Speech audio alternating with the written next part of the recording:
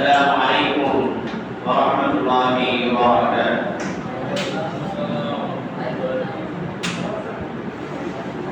সকলে কেমন আছেন?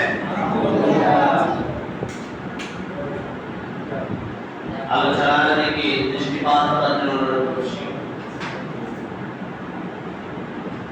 শুকরিয়া জ্ঞাপন করছি মহান আল্লাহ সুবহানাহু ওয়া তাআলা যার অপরন্ত দয়া ও ভালোবাসায় আমরা এখনো সুস্থতার সাথে বেঁচে আছি। যিনি আমাদের জন্য সার্বক্ষণিক রিজিক এবং তাওবার দরজা উন্মুক্ত করে রেখেছেন। সপ্তাহের শ্রেষ্ঠ দিন ইয়াউমুল জুমআহ দুনিয়ার সকল কাজ